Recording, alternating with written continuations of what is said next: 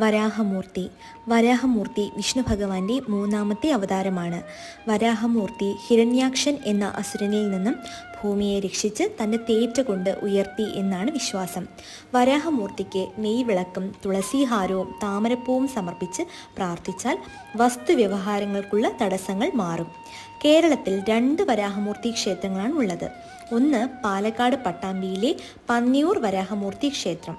രണ്ടാമത്തേത് തിരുവനന്തപുരത്ത് പത്മനാഭസ്വാമി ക്ഷേത്രത്തിന് സമീപമുള്ള ശ്രീവരാഹത്ത് ലക്ഷ്മി വരാഹമൂർത്തി ക്ഷേത്രമാണ്.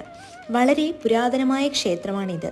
ഉണ്ണിക്കണ്ണൻ, നാഗരാജാവ്, നാഗയക്ഷി, ഗണപതി, തുളസീദേവി, ശാസ്താവ്, ഭഗവതി അമ്മയൊക്കെ ഉപദേവതകളായി ഇവിടെയുണ്ട്. വീഡിയോ ഇഷ്ടപ്പെട്ടെങ്കിൽ ലൈക്ക് ചെയ്യുക, ഷെയർ ചെയ്യുക, സബ്സ്ക്രൈബ് ചെയ്യുക. താങ്ക്